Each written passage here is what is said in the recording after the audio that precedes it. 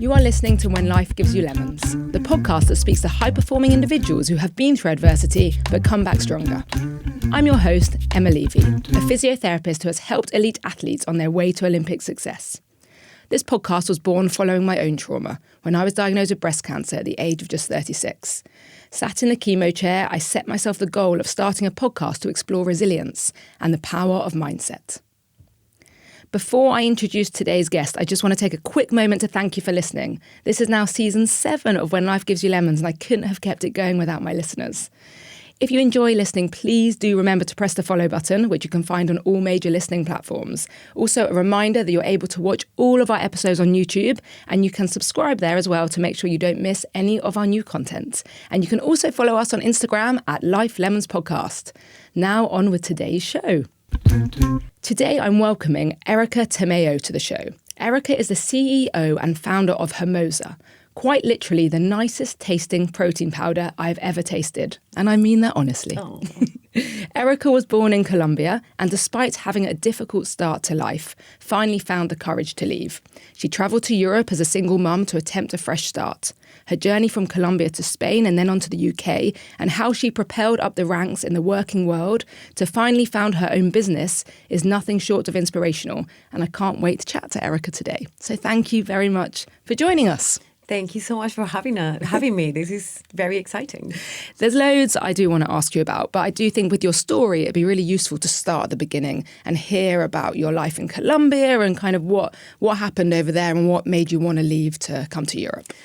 Well, I guess like every immigrant, right, you leave your country in search for opportunities. But before even I left Colombia, I think my most challenging time in the beginning of my life was when I finished school.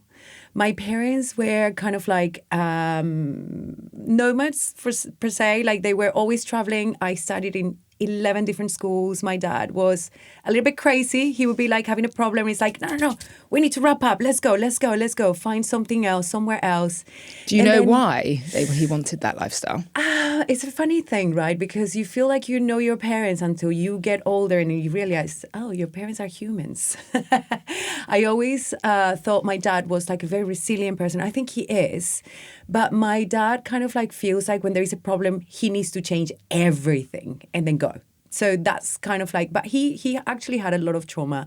He got extortioned when we were in our best time in Colombia, in Medellin, just when Pablo Escobar was a thing, and all the war that he created with all the cartels. And, when he went to prison the first time, all these killers per se that he trained had nothing to do, so they picked up like the butchers and the bakeries and the bakers and people that would have like a normal income, and then they would extortion them. So I think that was kind of like the first. I think I was very young, and I think that was one of the first moments of my life that I started really being more conscious about what my life was being. So I think he got used to like, we have a very big problem. We need to go. We need to live somewhere else. And that's what my life became. And what's funny? My brothers found it really hard. And to this day, they find it really hard. I found it so good for me because I learned how to adapt. I was always a new girl. I was always a new person. I always had to start from fresh and then, make an effort to meet other people, make an effort for them to meet me. And I think that was a massive skill in my life that I was able to utilize for the rest. But at the time you found it difficult, or at the time do you remember finding it quite tricky? When you're new, it makes you shaky. I mean, I'm new to this podcast and I'm shaking, but, you can probably not tell. But you just try your best. And then you just you really have to remember your intentions. I'm a good person. I'm a nice person. I'm sure they will be delighted to know me. That's kind of like how I saw it all the time. And I found lots of interesting people. I had a very happy life. My brothers found it more challenging, but I was okay with that. Yeah, so your dad was running away from situations. Was he running away from dangerous situations? Yeah, well, Colombia in in that time, like we're talking about a long time, I'm very old. Not very old, I'm very young. I'm a young adult. But yes, Colombia is a third world country. And third world country problems are not just your usual stuff, you know. So do you remember being scared at all? Oh my God, yeah. We had like crazy situations. I remember we call it balacera. Balacera is when people are like doing gunshots in our roof, and then people were running on top of our roof and we had to hide. And we had like situations like this a few times. So, you know, it was dangerous. So because my parents were so nomadic, like they would move so often, I kind of like learned to adapt. But when I finished school, and that was kind of like my first moment of like how to make something difficult into something really good. And I have always been very proactive. I don't wait for life to give me stuff. So when I finished school, I'd never had this conversation with my parents about university, of like what's next. And we were living in a village, the village I was born in. After all my life, I was 16 at the time. And I was like, I remember sitting in the park. And, you know, all of these villages in Colombia are very colorful and very sweet and very beautiful. But I was sitting in one of the benches. They always have like this... I don't know, it's a round thing in the middle and everything happens in that little park, right? It's like the square, the main square. I remember sitting there and I was like, what am I going to do once I finish school? Like there is absolutely nothing to do in this village. So I thought, I visualized my life and I was like, I have two options. I can either marry a drug dealer, which actually I knew so many. It was a norm. Yeah. Like everyone knew who they were. Or I can marry a farmer and then have 10 kids. Just don't imagine myself doing that. Or I can just like go and find a way to explore the city. I used to be a singer. So I was working on a band. And I was singing every weekend because, you know, I always found a way to make money. Like, I always liked being a little bit more, very entrepreneurial. Sorry. So I kind of like started making connections ahead of like finishing school. And then I met lots of people and I was like, hey, I'm finishing school. I need a job. Do you have anything for me? And I was asking everyone and anyone I knew. And I got a job. I got an offer to be one of those supermarket refillers of brands for a distribution company. And so when I finished school, my poor mom, I'm very bad at communicating. Like I have learned a lot, but I used to be so bad. When you're 16, you don't think that you have teenager to say anything. Yeah. So I finished school, and then a few days later, I had a taxi waiting for me outside of my house, and I had to go with my bags. And my mom was like, where are you going? And I was like, oh, I'm going to Cali. Cali was like 3 hours away from where we were. And she was like, what? Why didn't you tell me? And I was like, it's okay, mommy. I'm just going to go and live there, and I'm going to work in this. And she was like, what? You're going to go and what? You're 16. You cannot leave this house. And I was like, well, if you don't let me go, then do you know what? The moment you turn around, I'm just going to leave, and then you're never going to see me again. I was like, oh, my poor mom. I mean, I'm so glad I didn't have a woman in my life, a girl. But my dad has always been very supportive of my ideas. And he was like, oh, let her go. It's okay. She can go and explore and she will be back. Don't worry. And obviously, I never came back. I went to live in Cali with one of her friends, my mom's friend. She didn't know. My mom's friend assumed that I told my mom. And I assumed my mom's friend told my mom. So it was just really funny. But I think that was one of the moments where, you know, I kind of like saw the problem as an opportunity and really like weighed my options and took charge of a change, per se. And then that's when I went to live in Cali, used to work in a band, cleaning shelving units. So that's kind of like where everything started and how I kind of like realized that it was my job to make my future. Yeah. So you were still young, you were 16. So at that point you were living in Cali, you're thinking, right, I can stay here for the rest of my life, or you had further ambitions? Do you know what's funny? Like, the thing is, we all dream without knowing that we dream. I never proactively had any dreams, but I always kind of like felt like I could do better. And, I was singing in the band and I was cleaning the shelving units and stuff. But I was thinking like, I'm sure if I show these people how good I am, maybe they can see me and then maybe I can manage a little team or maybe I can do other things. So one thing takes to another. And if you're kind of like, you have your ears like poking out, like you listen and then you can just like really find that opportunity to just like continue. I mean, it sounds really bad, but continue climbing the ladder. Because when you have nothing, you have to really like be aware that opportunities are out there. You just have to be listening constantly to see which one you can grab onto to continue growing. Yeah. So how did you manage that? How did you then get from Cali to Spain? Oh my God, it's just such a funny story. Colombia is a very, I think it's changed a lot. There is something like that empowers women more right now. But Colombia has always been very misogynistic, the macho man kind of culture. So it's always like a pushing girls, like, oh, you're pretty, you should have this, you should have that. And then you kind of like, maybe. So I did a lot of things. I participated in a pageant, which I kind of like won, and that provided a lot of opportunities. I met a lot of people. I started doing some modeling. I continued singing. I did one of these. I participated in another competition for singing for like a famous band in Colombia, which I was successful. Then I met my ex-husband. My ex-husband was 18 years older than me, and obviously with that age gap, I have lived a few bits and bobs. So I felt like, oh, I'm so mature. This is what I need in my life. How old were you at the time when you married him? I was only 17 and a half. Like Wow. I was very young, and he was 36, I think, 35. And you got married at that age? I got married when I was 18, just 18. Wow. Okay. But, as the culture it was very retrograde at the time.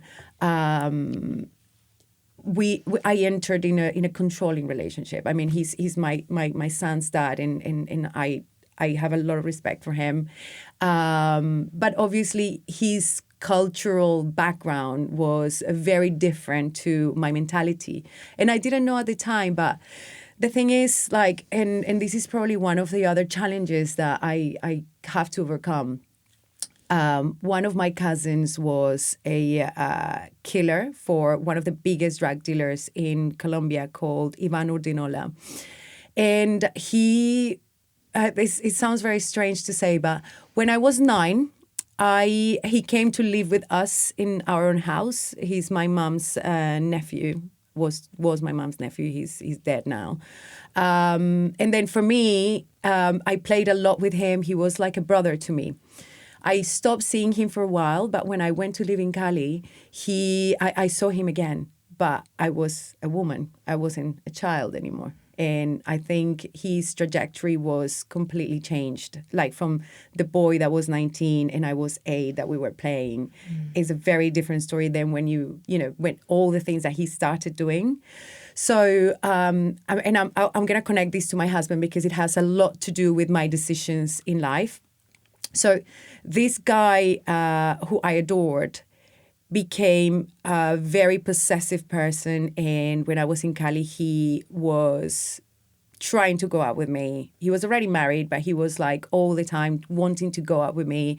And I was only 16. And he was your cousin? He was my cousin, but he also like used to rape girls. And he was like, he was a really, really, really bad person. And you knew he was a bad person? And I knew. But I was like, he's my cousin. He loves me. He's never going to do this to me. Like it's so strange because when you're surrounded by all of this, you kind of like accept it. And it's just this thing of like, everyone knows who does what, but nobody does anything. And then so you kind of like when you're young, you just accept it, right? And then he used to come to the house because he's from the village I was from. And it's just like everyone knows everyone. Everyone kind of like keeps their distance, but still they kind of like, I don't know, it's just very weird. So because he was so intense with me, I had to make a big change in my life. So I never told my mom until I had to, because he was getting really intense with me. So I told my mom, and she was like very sweet. She helped me get out of it. So I changed cities and everything. Oh, wow. I had to like leave my life completely, and I went to Bogota to live with my other uncles and aunties. And then so I felt I went through a little bit of trauma without having, I wasn't, he didn't do anything to me, but he really followed me. He was very intense. I changed house first within Cali, and he found me. He called the phone, the landline where I was living, and when I heard his voice, I was like so scared. And I was like, why are you calling me? How did you find me? And he was like, I have friends everywhere. And that was when I had to make a decision. I need to be really outside of his reach. And, one of the things about capital cities is they are a little bit more forward. And although they're dangerous, it's not the same. I don't know. I think you need to be part of the culture to really understand what it means. So I went to live in Bogota, but my heart was like this all the time. I felt like You're terrified, I imagine. Terrified, that's the word. And that's when I met my ex-husband. So when I met my ex-husband, he was older, and I felt like he was this kind of like tree that could protect me and give me shelter and then really provide something that I needed. So it sounds very cliche, right? But I felt like the poor little girl who needed a savior, because that's kind of like how I grew up, right? That you need a man to protect you. And was he involved in the drug dealing side of things, or was he an honest guy, your ex-husband? He's a very honest guy. He's a really nice guy. He just like his cultural background is like very misogynistic, like everything else. Like women are to be at home, and he respected me for being clever and all of that stuff, but he was the one making decisions. He didn't want me to work. There was a lot of control in terms of like money, and but I have lots of things to thank him for. We have an amazing son. He's the most beautiful thing. We have a great relationship. I'm obsessed with his new wife. He's the luckiest bastard. He really is. And he's a really like he's a proper guy. But his mentality was very different to mine. And I'm sorry, but you cannot expect a person, two people that have such a big age gap to have a normal life. Yeah. There is no possibility for that. Thing is, like, I feel like I lived through so much that when I met him, I was like, yes, I know what I want. I know what I need. He is what I need. My mom was like, what are you doing? Like, when I was getting married to him, my mom was like, please don't. Like you don't need to marry him. Like, he's too old for you. And I remember her telling me, like, you shouldn't marry someone that is either 4 years younger or older than you, because you don't understand each other. At some point, he's going to have knee pains, these pains, and you wouldn't understand it. But now that I have my knee pains and all of that stuff, I'm like, oh my God. But you wanted to be protected, I imagine. You'd gone through this awfully scary situation, and you wanted someone to protect you. Yes, I did. So how long after that did you have your son? Pretty straight, like, away. I had my son when I was 20. That's with him is who I moved to Spain. Right. So we moved together to Spain. He had businesses in Spain. We moved together there, and we were together for quite a while. But I was doing some modeling. That was the only thing that I was doing. But I couldn't really do proper. I wasn't a very good model, to be fair. Like, I hated it with passion. I was very bad at it. But it kind of was the only thing that I was allowed to do in terms of work. That's interesting that he was happy for you to do that, but not another job. Oh, yeah, but if there was bikinis or lingerie or anything like that involved, I couldn't do it. If there was another man, I couldn't do it. If there was traveling without him, I couldn't do it. So, yeah, I could do that, but with certain restrictions, right? And do you know what the funny thing is I don't think he realized. I don't think he thinks he did that, but he did. And I allow it too, because you know what? It takes two for tango. I'm gonna play the victim. But it was a hard thing because I am a very proactive person. So during my time with him, I felt very constrained, restricted, and he wanted me to be a stay-at-home mom. And it's after so many years after my second child, I realized that definitely not for me. I love working. I love contributing. I love using my brain. I love feeling like that I have something to give. I have a professional ego. I do. I do. So we had a moment where I just couldn't take it anymore. And I remember saying something. I was very submissive with him. I was a very different person than I am right now because I was very young. I wanted to be who he wanted me to be. So I had to kind of like change everything I was. And that's impossible. You cannot pretend to be someone you're not, right? So one day, I remember he used to receive my salary. Like it would come to his bank account. And I had to ask for money for Tampax from him. And it was my salary.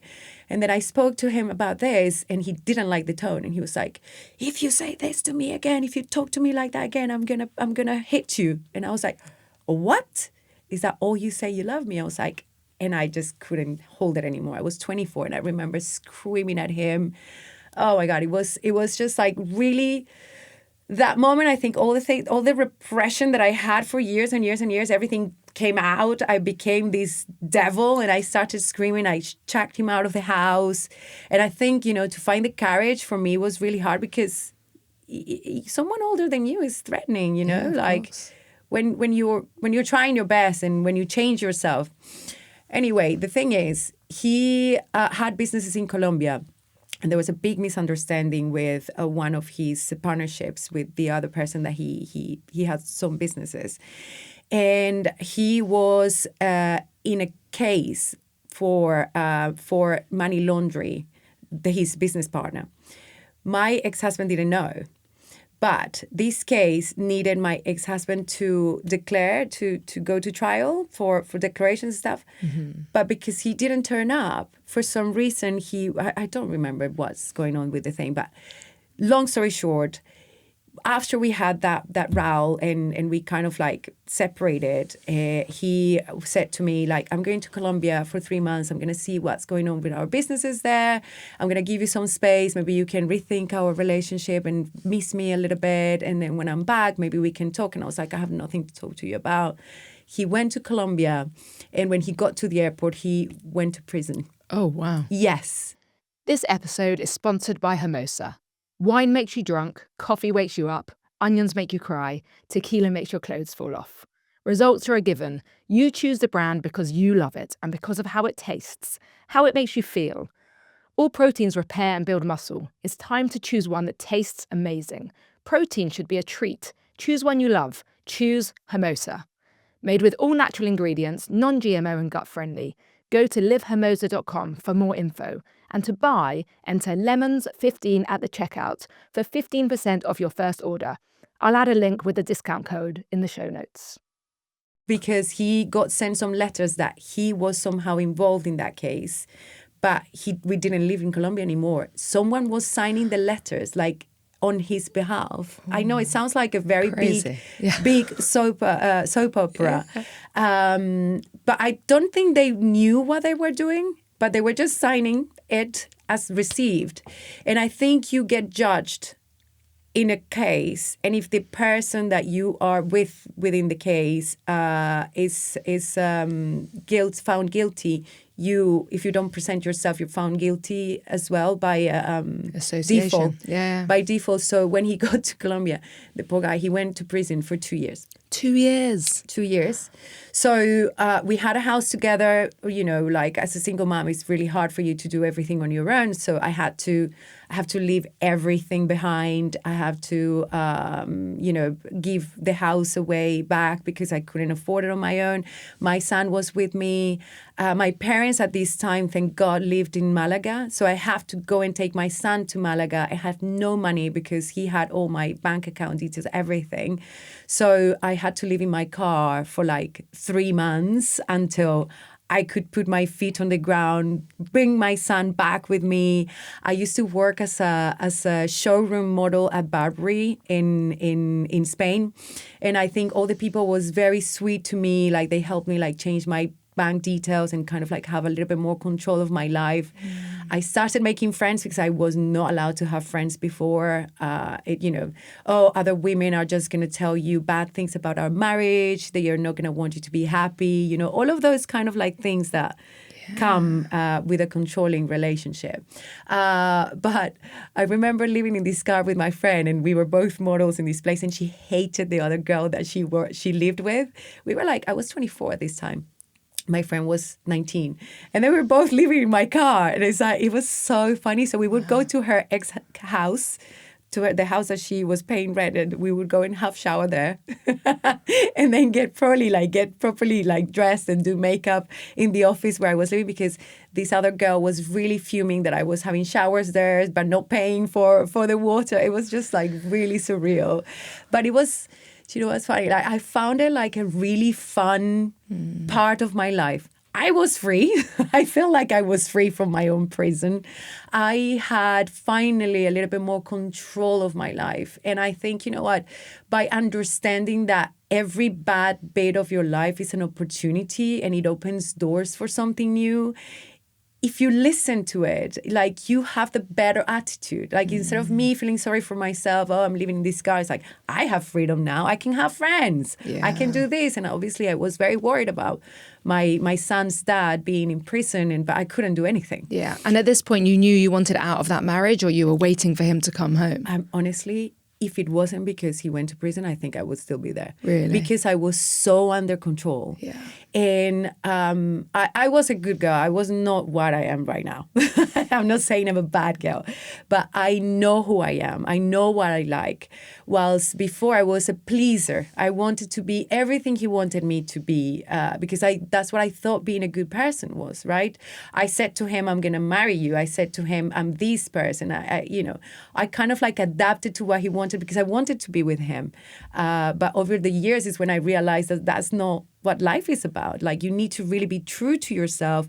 And if someone wants you to be something different, that someone is not for you and you're not for them. And So, okay, so you're learning loads of life lessons, I imagine. Yes. But you're still modelling. So how do you get into the business world? How do you end up in London? Again, when you listen, right? It's funny because I feel like I'm a very independent woman. I left home when I was so young. And then I'm now a businesswoman. But men have had a massive impact in my life, for good or for bad.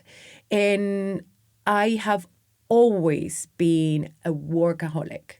I love giving everything I have for whatever and whoever. I give them my word that I will do something. I will do it. Every company I worked for, I treat it like if it was my own. The reason why is because if they thrive, I open myself more opportunities. That's how I see it. That's how I always saw it. And I think, you know what, maybe it's a third world way of seeing things, because if you all together work towards a company, that company thrives and then it opens more opportunities. That's the reality if you have a big vision. So I think I felt like I was very lucky with that. And I'm going around this because my current husband, who's an angel in my life, has a lot to do with my entrepreneurship and my life as an entrepreneur. Because I have been, so let me go back to it. When the economic crisis in 2008, after I did the modeling in Burberry and all of that stuff, I just didn't like it really. And once I got not divorced, because I didn't get divorced for a long time, but once I separated from my ex-husband, I had to start my own professional journey, right? I didn't have restrictions anymore. So the world was my oyster. So I started trying to find jobs. And I remember one of my friends from the place I was working in Burberry said, my friend is looking for a salesperson for his marketing agency. And I was like, I'll do it. And then I got a job there. And then I did a very good job because I was giving my best. And then I met loads of people. I got offered another job. And then slowly but surely, I got a lot of offers. And without me knowing, just by doing a good job, I got, from a salesperson to a sales team leader to a marketing person to a marketing manager. Wow. So by 2008, I was a marketing director of a construction company. And obviously 2008 was when all the construction companies went like, and I although I did a very good job for them, I don't think I did a good job enough to save the company. And also, in all honesty, I think I had no experience. And there was no Google at the time that you could just really make yourself a career. I didn't study at university. So this company went bust, and I had to find a job. So when I was trying to find a job, everyone was trying to find a job at the same time in Spain. But everyone had PhDs, doctorates. They had 3 careers, and I had none. So my CV went to the bottom of the pile, completely at the bottom. Single mom, like, what do? You don't have a job. You're desperate. I had a lot of amazing friends that supported me and gave me so much love and really, really helped. But then I had to do something. That was like 2 or 3 years after my ex-husband and I got separated, and he went out of prison. He came back to Spain. And I was like, I see this as an opportunity. Yeah. So I was like, how can I get out of this situation? I was like, nobody speaks English in Madrid. I'm going to go and learn English. I'm going to go and learn English. I'm going to provide this as an opportunity for my ex-husband and my son to connect. Off you go. You guys stay together. I need to go and learn English because it's the only way I'm going to find a job. And thank God I did. I came to the UK. I had to ask for a visa, so I got in a lot of debts to be able to be here. And I remember coming here, like, I was so mortified. I didn't speak one word of English. And then I came to this house, and I suddenly had to share a room with this girl who was with a man at 2 a.m. in the morning. And it was just so bizarre. It was so different. A house with 12 people. I didn't speak a word of English. I was terrified once again in my life. But that was an amazing thing for me, because that's when I developed my other skill, which is, having 2 languages. That's how I met my husband.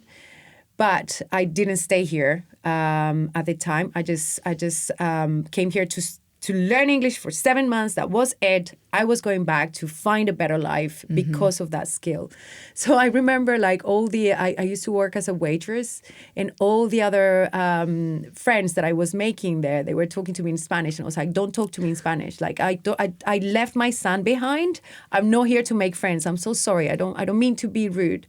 But if you want to help me, if you want to have any interaction with me, you're going to have to speak to me in English, and you're going to have to be really patient with me until I understand. People actually, when you tell them your story, they help you. Yeah. They were so lovely. Everyone was so lovely, so supportive. Went back to Spain, had to do a lot of odd jobs until I could find a job. But thanks to speaking English, I found a job in the best company in the world that I love, and I have lots of love and respect, called Just Eat, the takeaway company. And I worked there really hard, made my way up from a salesperson. And then, because I met my husband whilst I was here, I met him at the Charing Cross station. I went back to Spain, but this guy continued coming to visit me, and I was like, what's he doing here? Oh, wow. Yeah. So we have a long-distance relationship for 3 years. Were you back living with your son in Spain? Yes, I was back living with my son. I was again, I did lots of odd jobs, like working at nighttime and working during the day as well. I was exhausted, but I found my feet. I found the job at Just Eat. So I put myself together. I was living with my best friends, living the best life. My current husband was coming to visit me. So life was very shiny and beautiful and blooming. So fast forward 3 years, he opened Barry's UK. But, if you guys have heard of Barry's UK, go and try it. It's really fun. He brought it to the UK from America, didn't he? He brought it from the UK to the UK from America. So he opened Barry's UK, and I never had any interaction with real entrepreneurs, right? I think I always had an entrepreneurial brain, but never had anyone in my life. Everyone was like, mainly like people working for someone else. So he was coming to see me very often, and then suddenly he stopped seeing me. He was like coming every 2 weeks, spending all his money on me, poor thing. And then he was coming every 6 months. I was like, you don't love me anymore. Why? I want to just stop this relationship. He was like, no. You don't understand. I sleep in my studio. like pretty much every day. You have no idea how hard I'm working. Do you remember thinking, this Barry's, it's going to be good? Or, it's just not going to be good? I remember telling him, like, why Barry's? What a stupid name. It's like there are lots of great names. Like, how about Sandy's Boot Camp? And then now I understand. It's, when you're so young, you don't really see these things. But he couldn't come. So he said to me, like, why don't you and Guide, he's been amazing to Guide. I think they have the most incredible relationship. He was very mature. I met Sandy when he was 24 and I was 27. So you went for a younger man that time. She changed that. No more than 4 years. I was going to say, but you listened to your mum. Exactly. Okay. Exactly. I did listen to my mum. So I was like, okay. So you want me to go to the UK? And I was like, do you know what? I already did that. I don't want to do that again. I don't want to follow a man. I'm tired of doing that. And I said to him, like, no. Then I was thinking, I was like, yeah, but I do love him. So how do we fix this? So I said to him, look, I work for this company. If they give me a job in the UK, if there is a way that I can find a job with them in the UK, then I'll come. Because at least I have something that is on my own and I don't rely on you. I don't depend on you. I don't want to work with you. I have no, like, I'm Latino. I mean, I was like, if I work with you, you'll be dead in 2 seconds. And then so at the end, I came. I found a job with Just Eat UK. Mm-hmm. They were fantastic. Just Eat Spain recommended me. The country manager recommended me. I did this amazing video. This is what I have been doing. Come have me. You need a sassy Latino here. And it was just like very special. Like when you have an objective and you find a fun way to make it work, people listen if you're different. So I got a job in Just Eat Spain, in Just Eat UK. And then I was working there so hard. Like I'm very well known for working really hard. I love it. Yeah. It's not, don't feel sorry for me. I love it. It gives me drive. It gives me fire. And it's funny because my husband jokes. I always tell him, like, I don't have a hobby. This is so sad. I'm such a sad person. He's like, no, your hobby is work. And I was like, you're right. I'm such a sad person, even sadder. And he was like, why? That means like every day you wake up so happy to just do your hobby. And I was like, that's true. But he obviously loves his work as well, I can imagine. He does. But then after a few years of him having Barry's, he opened his second studio in East London. And he was like talking to me. He was like, you work so hard. You're so good at your job. Why are you giving all of that time and money to someone outside of your family? It's like, come and work for Barry's. We need some sort of marketing because obviously they were entrepreneurs. They didn't have the experience. I had the experience. He was like, why don't you help me with marketing? I was like, if I start working with you, you're going to be dead in 2 seconds. Like there is no way our relationship is going to ever pass that. But Just Eat went on an IPO and everything changed pretty rapidly. And the bosses I had that I loved the most started changing into very egocentric people. Mm-hmm. Well, it's very unfair for me to say egocentric, I think. It changed into bigger experts who saw bigger things, who had bigger plans. And that's when I realized I'm not made for a corporation. I'm made for a smaller thing that is about the people, that is about, knowing from the top to the bottom everyone and be, part of it and have a say and have an impact.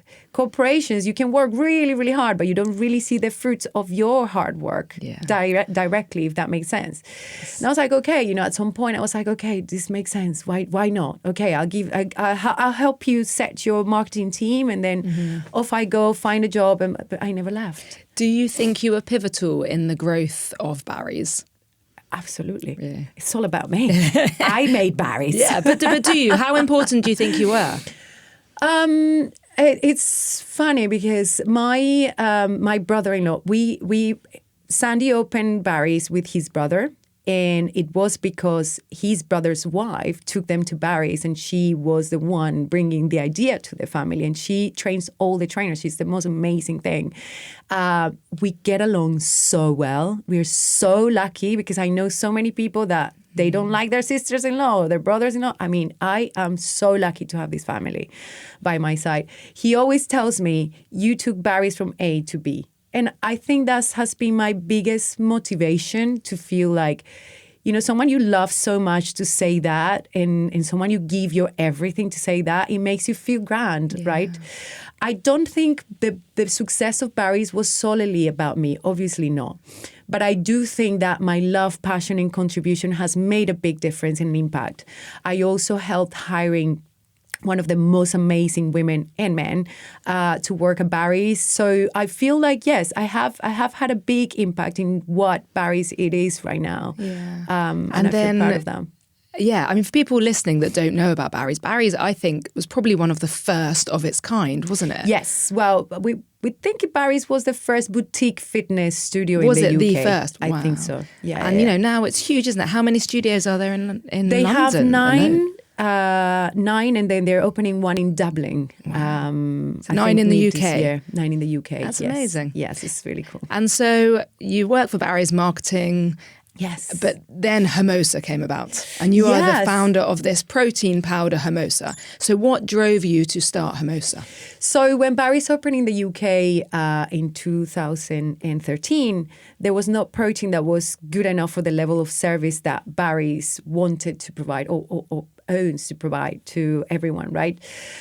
There was either the very massively, man, like, yeah, you have this to puff up, or the very like yogi, oh no, girls, don't have food, just sit in a couch, you don't need to make an effort, replace your food with this magical powder, and then you get like slim and all of that stuff. But there was nothing in between that was encouraging people like boys and girls, and that was just cool and fun and playful and natural. It was lots of like unnecessary ingredients, tasted grim. Everyone was like putting their hand in their nose to really like have it. It was just a disgusting process. Like people felt like they had to have it rather than they wanted to enjoy it, right? So with the boys, we created Hermosa, and we kind of like redefined everything, scrapping what it does to you. So we made sure that that's the norm. It's like hotels, right? You know, when hair dryers were at the beginning, it's like, oh, you are going to choose the hotel because it has a hair dryer. But nowadays, you assume every hotel should have a hair dryer, right? It's the norm. So every protein should recover you. Mm-hmm. But you just have to concentrating how can you make it next level. Making it next level is making the whole process more enjoyable. And you choose your coffee because it tastes good, not because it gives you jitters. You choose your wine because it tastes amazing, not because it gets you drunk. You assume. I think it's time for all of us to assume that with the proteins that we have. And so we don't have any unnecessary things. It's gut friendly. So we wanted something that was the next level luxury. So we did develop this amazing product. I had it at Barry's for a long time. Everyone was obsessed with it. Everyone's like, can I buy it underneath the counter? And then anyway, fast forward, I had Leo, my youngest son, who's 6 now. And I was like, I left work thinking like, you know what, my son Guille is so big. He grew up so fast. So I left Barry's, hired a marketing director. And I was like, I'm going to be a stay-at-home mom, me, for 3-4 years so I can enjoy Leo. I lasted 3 months. And then Sandy was like, but I think you should have your own company. Like, I think you have that personality. And I was like, yeah, you're right. I have been thinking about it. I want to have my own company. And I think I remember this because he brought it up, but I was already thinking about it. And because I had the whole experience with Just Eat, I was like, it's going to be an e-commerce. I'm an e-commerce expert and I'm going to have billions and I'm going to create this unicorn. And he was like, yeah, that's very cool. And then James, and it was like, yeah, I have tried to launch Hermosa as a standalone brand, but it's not being, successful. We haven't found the right people.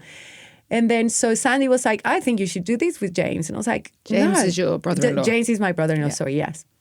And he was like, I think you should do this with your brother. And I was like, here you are telling me what I need to do, what I don't need to do. And he was like, okay, yeah, I'll let you do it. And then obviously I tell him that I don't listen to him. But actually, you know, when people make sense, why not?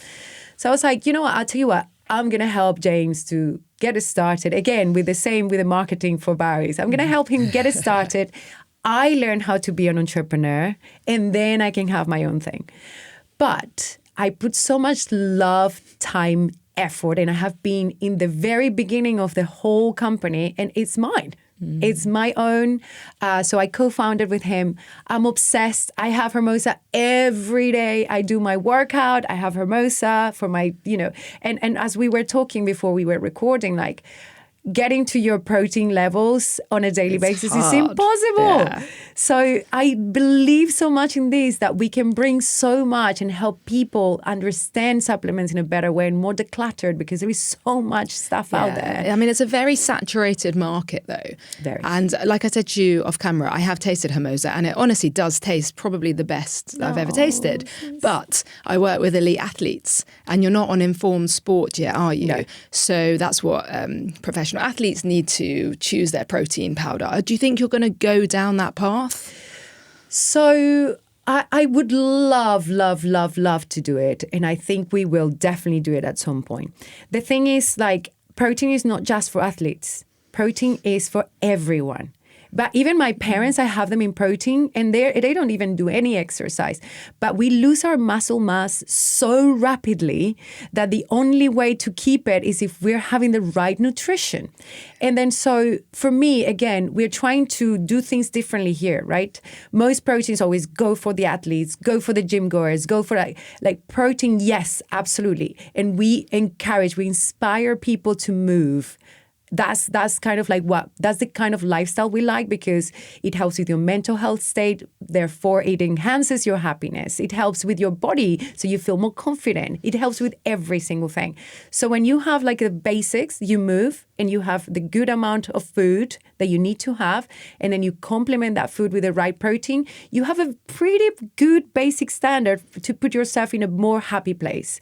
So informed sports, it's something that we definitely can have. It's just a very expensive process for us. And I think that's not our focus right now. I actually really like, though, what you've just said, how protein is not just for athletes. Absolutely not. Because, well, if I said to my parents, you should have some protein powder, as an example, they need it more than us. They would be like, what? Absolutely not. Yeah. Whereas actually, there is no harm in them putting a scoop of Hermosa in their breakfast smoothie every day. Like you're saying, just to help. I love that. I think that's a really good clarification, because a lot of people listening will think protein is just for athletes. Absolutely And not. it's just 100% not. We our muscle mass degrades so fast after we are 30. And it's so funny, because I did this amazing collaboration. I'm a very big female advocate, so I look for female entrepreneurs and fellow female entrepreneurs. And I did this amazing collaboration with a company that launched recently with a friend of mine called Junebird. She is a dermatologist, and she launched this amazing brand. And I was telling her, like, we should do a partnership, because people don't put the one and one together.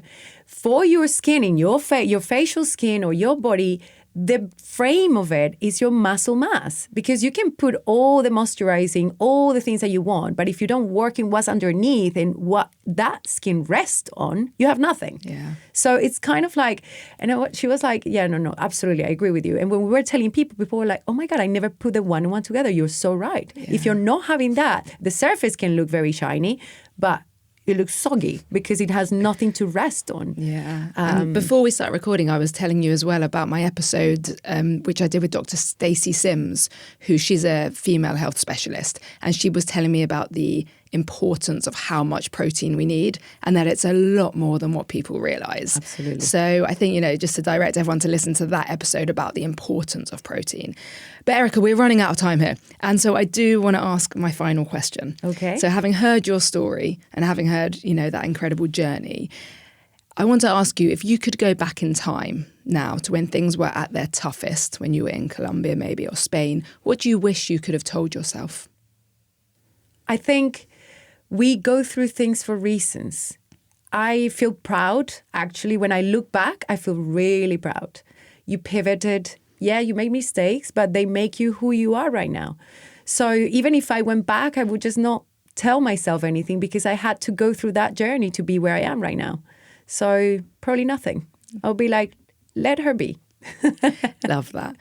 Where can people find you? Where can they find Hermosa if they want to know more? Well, they can find us in our Instagram. It's @livehermosa. And if you really want to hear from me, which I'm not very interesting at all, you can follow me on @Erika Tamayo 1.